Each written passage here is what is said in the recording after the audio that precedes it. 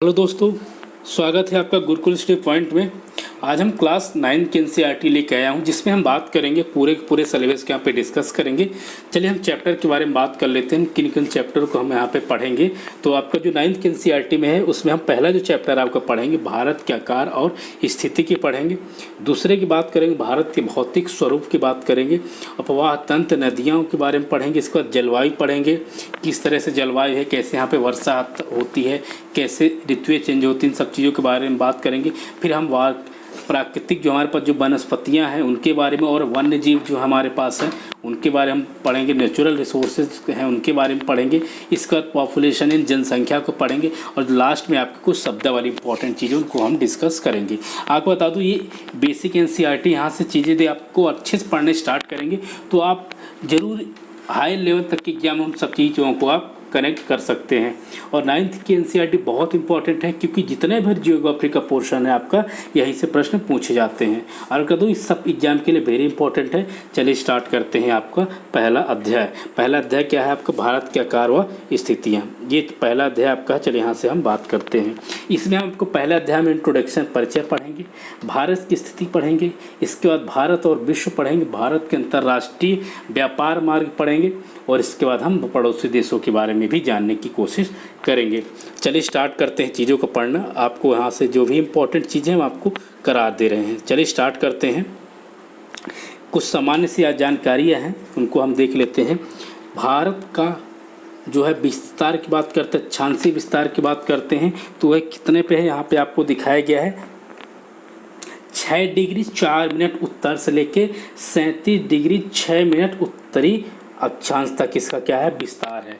विस्तार आपने देख रखा। चलिए आपको हम मैप में भी दिखाने की कोशिश करेंगे। आप बात करेंगे, ये देखिए यहाँ से जो बात करेगा, ये विस्तार की बात करेंगे। देखिए ये वाला पॉइंट है आपका, एक ये पॉइंट है, और ये वाला जो पॉइंट है, और एक ये वाला पॉइंट है। हमारा ये जो विस्तार है, ये इसको हम बोलते हैं कि आपको नीचे से लेकर ऊपर तक जब जाएंगे और साइड में जाएंगे, तब चीज़ें आपको क्लियर हो जाएंगी। हाँ, यहाँ से भारत का विस्तार है, ठीक है ना। तो इस तरह से हम जो हमारा जो लास्ट साइड है दोनों तरफ का, उसका हम बात करते हैं। इसके बाद हम बात करते हैं मुख्य भूमि का अक्षांशीय विस्तार। मुख्य भूमि का अक्षांशीय विस्तार यहाँ आपने देख रखा है। इस चीज़ों को इसलिए मैं पहले इंडिकेट कर रहा था। यहाँ पे 8.4 लिखा हुआ है, ये आपने देख रखा है। मुख्य भूमि का विस्तार की बात करते हैं तो 8 डिग्री 4 मिनट से लेके यहाँ पे आपको देख रखा है 37 डिग्री 6 मिनट आपको यहाँ पे दर्शाया गया है। इसी चीज़ को हम पहले आपको बता रहे थे। तो उम्मीद करता हूँ ये चीज़ें आपको समझ में आ गई होंगी। इसके बाद हम पूर्वी देशांतर की बात करेंगे, यहाँ की बात करेंगे। ये आपको थर्ड पॉइंट है जो हमने आपको यहाँ से यहाँ तक बताया था। तो आपने देख रखा है 57 डिग्री, देख रहे ना, 57 डिग्री पूर्वी देशांतर। याद रखिए 57 डिग्री 25 मिनट पूर्वी देशांतर यहाँ पे। लेकिन यहाँ से कहाँ तक चल रहा है? ये 68 डिग्री 7 मिनट से लेके 68 डिग्री 7 मिनट से लेके, यानी यहाँ से लेके कहाँ तक है? ये 97 डिग्री कितना है आपका? पूर्वी देशांतर तक स्थित है। यदि हम कुल लंबाई की बात करते हैं, कुल लंबाई की यदि हम बात करते हैं, ये देखिए लंबाई आपको बताई गई है। ये लंबाई आपको एक बार फिर से हम इंडिकेट करवा दे रहे हैं। ये लंबाई, ये वाली जो लंबाई है आपकी, तो कहाँ कितनी दी गई है? 32-14 किलोमीटर आपको यहाँ पे बताया गया है। इसकी लंबाई की बात करेंगे तो 32-14 किलोमीटर है। और हम चौड़ाई की बात करेंगे तो 29, यहाँ पे आपने देख रखा है, यहाँ पे 29-33 किलोमीटर है। तो उम्मीद करता हूँ ये चीज़ें आपको क्लियर हो गई होंगी। स्थलीय सीमा की बात करते हैं, स्थल जहाँ पे है उसकी सीमा की बात करेंगे तो कितना है? 15,200 किलोमीटर है। किसकी सीमा बात करेंगे? स्थल सीमा बात करेंगे। और तटीय रेखा जो तट के में स्थित है, तटीय रेखा है, उसकी बात करेंगे तो 7,516.6 किलोमीटर है। तो ये हमारा जो है, ये कुछ इम्पोर्टेंट चीज़ें हैं, उन सामान्य जानकारियों को आप तक हम पहुंचा दिए हैं। आगे इसके बाद हम बात करेंगे। जो भी दिक्कत हो हमें आप कमेंट के माध्यम से ज़रूर पूछ लिया करिएगा। और आगे भी बात करते चलिए, एक बार और कुछ मानक रेखा की बात करते हैं। स्टैंडर्ड टाइम की समय रेखा जो है कैसे निर्धारित की जाती है, उसके बारे में हम चर्चा करते हैं। समय रेखा को किस तरह से निर्धारित करते हैं? मानक समय रेखा स्टैंडर्ड टाइम 82.32 मिनट पूर्वी देशांतर। कहाँ से? 82.30 मिनट पूर्वी देशांतर से, ठीक है ना। इसके बाद उत्तर प्रदेश की सॉरी उत्तर प्रदेश के मिर्ज़ापुर से होके गुजरती है। गुजरात से अरुणाचल प्रदेश के स्थानीय समय में कितने का अंतर है? 2 घंटे का अंतर है। ये जरूर परीक्षाओं में पूछा जाता है प्रश्न, इसलिए याद रखिएगा। कितने घंटों का अंतर है? 2 घंटों का अंतर है। मानक समय रेखा जो स्टैंडर्ड टाइम लाइन है, मकर रेखा स्टैंडर्ड टाइम लाइन कितने हैं? 82 डिग्री की बात कर ले, 82 डिग्री। इसको हम इस तरह से भी लिख सकते हैं 82 डिग्री को। तो उम्मीद करता हूँ चीज़ें आपको समझ में आ रही होंगी धीरे धीरे। और भी आगे हम चलेंगे, कर्क रेखा के बारे में बात करेंगे। कर्क रेखा क्या होती है उसके बारे में बात कर लेते हैं। कर्क रेखा 23.5 डिग्री उत्तरी देश लगभग 2 बराबर भागों में बांटती है। देखिए ये जो हमारी जो कर्क रेखा, ये वाली जो रेखा है दिखा रही दे रही है आपको, ये कर्क रेखा है। ये आपके भारत का मैप है। ये 2 हिस्सों में डिवाइड करती है, आपके भारत को 2 हिस्सों में डिवाइड करती है। इसके बाद हम बात करें कर्क रेखा कितने राज्यों में जाती है, उनको भी हम आपको यहाँ पे मैप में भी दिखाएंगे और बताएंगे भी। देखिए 8 राज्यों में होके जाती है। जो आपका पहला राज्य यहाँ पे है आपका गुजरात, यहाँ से दिखा दे रहा है। गुजरात, राजस्थान, मध्य प्रदेश, छत्तीसगढ़, झारखंड, पश्चिम बंगाल, त्रिपुरा और मिजोरम से होकर ये जाती है। पूरे के पूरे यहाँ पे आपको दिखाया गया है, वहाँ पे नंबरिंग भी की गई है। तो उम्मीद करता हूँ ये चीज़ें आपको कर्क रेखा के बारे में चीज़ें पूरी जानकारी हो गई होंगी। आपको बता दूँ मैं हर एक चीज़ों के कम बारीकी से लेके आ रहा हूँ, जिससे आपको पूरी की पूरी चीज़ें क्लियर हो जाएँ। कोई भी डाउट है तो आप कमेंट सेक्शन में हमें आप पूछ सकते हैं। आगे चलते हैं इसी टॉपिक पे, और जितने भी चीज़ें क्लियर ना हो पा रही हूँ तो आप हमें कमेंट के माध्यम से ज़रूर बताइए करिएगा। इसके बाद हम और भी बात करते हैं क्षेत्रफल की। यदि हम बात करते हैं क्षेत्रफल की बात करेंगे तो हमारा 32,87,263 किलोमीटर हमारे भारत का जो है क्षेत्रफल है। विश्व का भौतिक क्षेत्र का यानी भौगोलिक क्षेत्र की बात करते 2.4% है। कितना है? 2.4% है। इसके बाद हम बात करेंगे भारत विश्व का 7वां सबसे बड़ा देश है। कौन सा 7वां? आप हमें कमेंट के माध्यम से उन सभी 6 देशों के नाम बताइएगा जो भारत से बड़े हैं, ठीक है ना। उन सब चीज़ों को हम आपको बता दूंगा। या हालांकि यहाँ पे मैप में दिखाया गया है सभी चीज़ों के लिए। ये आपने देखा, पहला रूस, कनाडा, अमेरिका, चीन, ब्राज़ील, ऑस्ट्रेलिया और ये भारत है। ये सब चीज़ों के यहाँ पे दिखाया गया है। तो इन चीज़ों को आप याद रखिएगा, काफ़ी इंपॉर्टेंट्स है।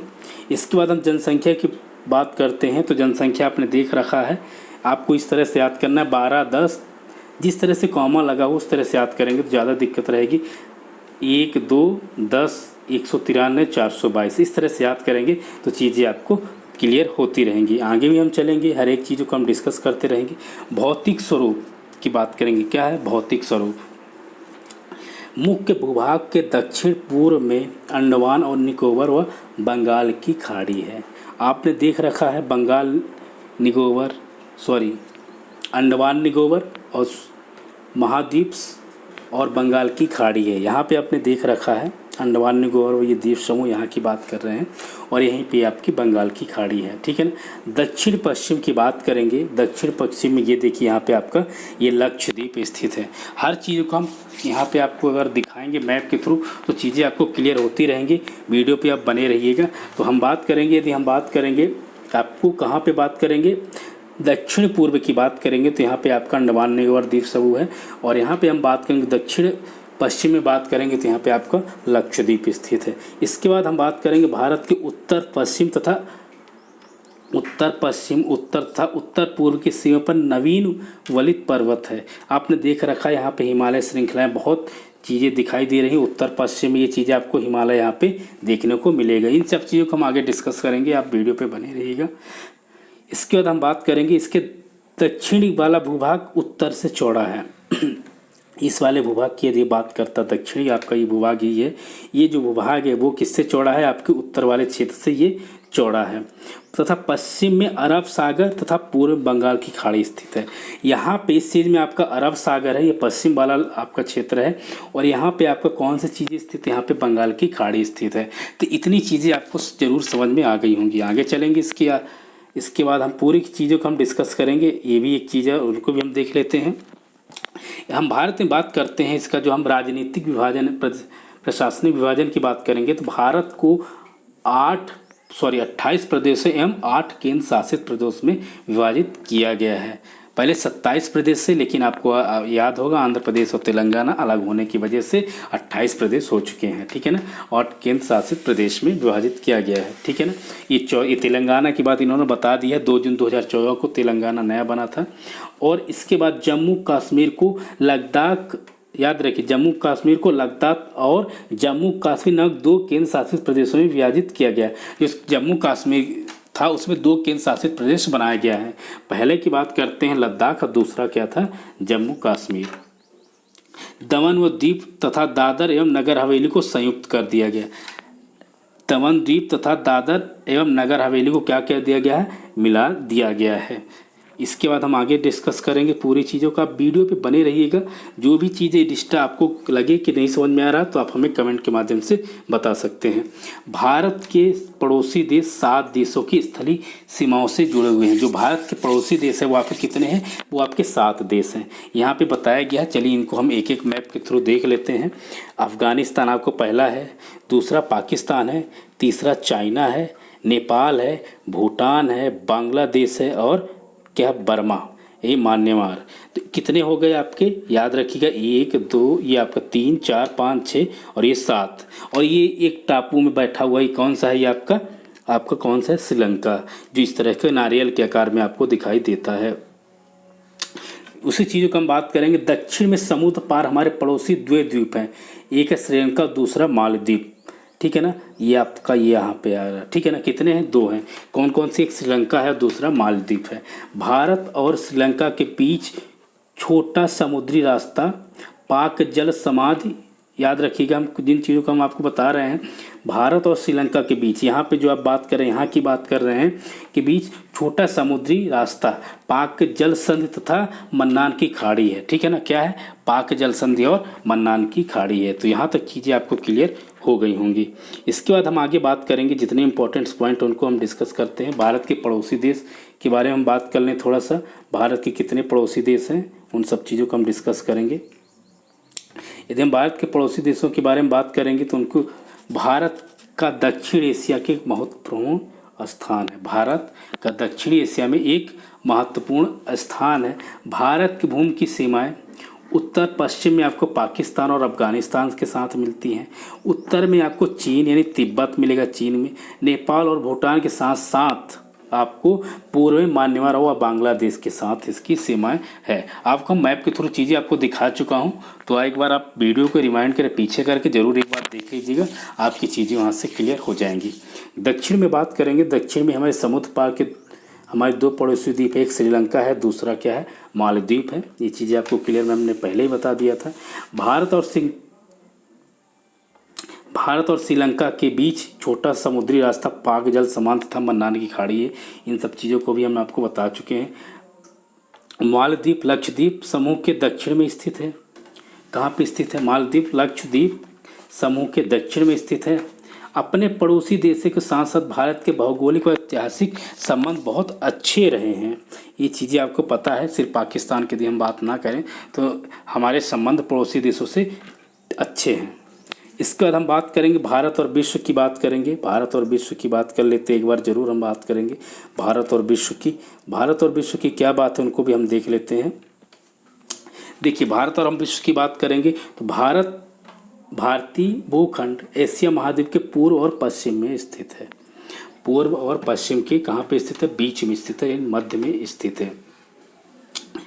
भारतीय भूभाग एशिया महाद्वीप के दक्षिण का विस्तार है।